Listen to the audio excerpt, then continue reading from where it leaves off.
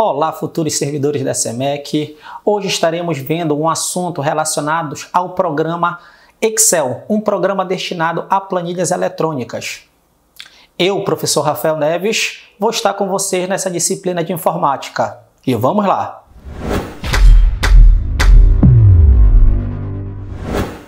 Então, gente, vamos logo no início, né? Conhecimentos gerais. O que você tem logo nos conhecimentos gerais? Você pode observar no seu slide. Ele diz para você assim, olha, arquivo. O que vem ser o arquivo? Você tem ao lado escrito o quê? Pasta de trabalho, né? Então a gente pode logo começar a conceituar o quê? Que pasta de trabalho nada mais, nada menos é um conjunto de planilhas. Se você parar para observar, toda vez que você inicia o aplicativo Excel, 3 novas planilhas são abertas automaticamente. E todas as planilhas que vocês estão editando, que vocês estão trabalhando, vocês vão estar salvando justamente aonde? Dentro desta pasta de trabalho. Beleza? Então esse é o nosso primeiro conceito. Pasta de trabalho nada mais é do que um conjunto de planilhas. Logo em seguida você tem o quê? A extensão. O que vem ser a extensão, gente? A extensão, podemos dizer que seria como se fosse o seu sobrenome, para dizer de que família você pertence. No caso do programa Excel, podemos citar a extensão .xlsx, tá? Essa é a extensão padrão do seu aplicativo Excel, beleza? E podemos ver mais adiante o que? A parte que ele fala para você de planilhas. Você tem dentro do teu aplicativo Excel 3 planilhas por padrão, tá? Dentro de uma pasta de trabalho. E uma pasta de trabalho você pode ter até 255 planilhas, perfeito? E aí, como é que é feito, né? Desenvolvido esse aplicativo Excel para vocês? O Excel, ele foi criado, né, desenvolvido, sendo voltado para você trabalhar com colunas e linhas. As colunas sempre farão referência às letras e as linhas sempre farão referência aos números, tá? Então isso daí são pontos principais que vocês precisam tomar cuidado. Muitos candidatos que eu não vou fazer prova pela primeira vez não sabem enquadrar. E isso daí a gente vai tomar os seus devidos cuidados aqui no decorrer da nossa aula. No próximo slide, é um dos slides que eu falo para vocês. Prestem muita atenção. É um slide importantíssimo. Observa logo aí que você tem o quê? Os operadores aritméticos. Quando a gente fala, gente, no Excel, é igualzinho à nossa matemática. Porém, tá? O que nós vamos ter de diferente? Alguns operadores, tá? Ou seja, especificando. Aí você tem um asterisco que representa para você a multiplicação. A barra que vai estar representando para você a divisão. Sinalzinho, operador de mais, adição, operador de menos, subtração e o acento circunflexo, que vai ser dado como a exponenciação ou a potência. Vamos pausar aí, né? O que nós temos de interessante para vocês? A primeira dica, tomem cuidado com a ordem de prioridades. Tá? Muitos erram questões, aí perdem questões porque não sabem a ordem de prioridade na matemática, gente. Então, o que a gente começa resolvendo quando pegamos uma questão onde tem apenas operadores aritméticos? Primeira prioridade na matemática, resolve-se tudo que tiver a potência. Em segundo lugar, o que vem? O que estiver apresentando a multiplicação e a divisão. E a terceira e última prioridade, a adição e a subtração. Tranquilo? Então, seguindo lá, você tem também o quê? Os operadores de lógica. Podemos chamar também de operadores condicionais.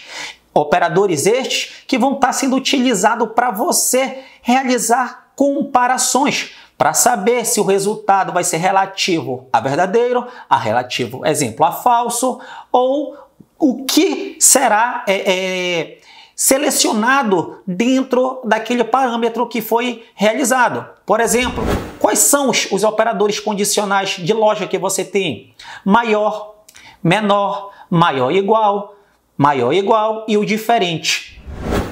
Um exemplo bem básico é, se eu jogar para vocês, 3 é menor ou igual a 3, muitos acabam errando uma comparação dessa básica. Por quê? Porque ele olha o primeiro operador menor.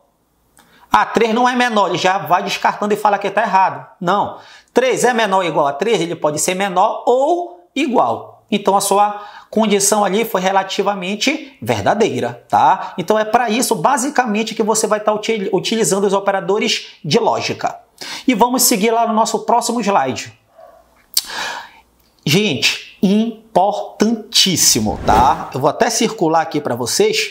Observa que vocês têm aí os operadores de função. Rafael, esses operadores de função, você tem lá os dois pontos ou ponto, tá? Ambos podem ser utilizados para você estar representando um intervalo de células, tá bom? E o ponto e vírgula, que representa um E, tá? Dois pontos até ponto e vírgula E. O que vem ser esse E? Vai entrar aí, gente, apenas as células selecionadas. Você não tem um intervalo, apenas as células que foram selecionadas pelo organizador ali para vocês, beleza? Então tome muito cuidado, tá? Que isso daí, gente, em pegadinha de prova faz muitos de vocês perderem questões. E vamos seguir. O nosso programa Excel, né? Como qualquer outro programa da Microsoft, seja o Word, seja PowerPoint. Hoje estamos vendo o Excel.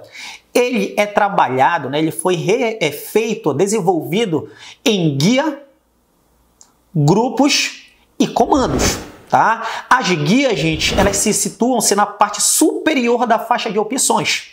Tá? Cada guia possui seus grupos, como vocês podem ver no slide. Né? Esses grupos, o que são esses grupos? São um conjunto de comandos, né, organizados ali. E você tem os comandos, que são justamente os botões que vocês vão estar manipulando no decorrer da sua usabilidade dentro do programa. Tá? Então, todo o programa você tem que ter em mente guia, grupo e comandos, tá bom? Essa é a estrutura do seu Excel da vida, perfeito? Aí você tem também um recurso, gente, que é muito interessante, o recurso chamado alça de preenchimento. Recurso este que diz o seguinte: corresponde a um pequeno quadrado localizado no canto inferior direito de uma célula, olha muito bem, selecionada. Esse recurso alça de preenchimento, justamente, olha, alça de preenchimento. Um exemplo, se você utiliza em uma célula a operação multiplicação, se você clicar, manter o clique pressionado e arrastar pela alça de preenchimento, automaticamente o Excel subentende que você quer utilizar essa operação de multiplicação para as demais células. Isso serve também para meses do ano, por exemplo. Se você colocar janeiro na primeira célula, isso daí já veio muito em prova de concurso, você arrastando pela alça de preenchimento, que valores serão estabelecidos conforme o arrasto do mouse?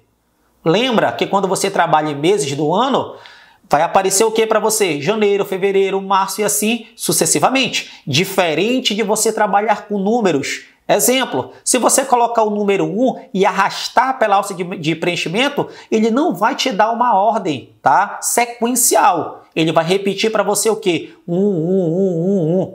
Para você gerar uma ordem sequencial dentro do Excel, o que você precisa fazer? Colocar o número 1, adicionar o número 2, selecionar as duas células para você o quê? Arrastar. Assim você vai conseguir uma ordem sequencial, tá? Pela alça de preenchimento, tá bom? Então vamos lá, seguir.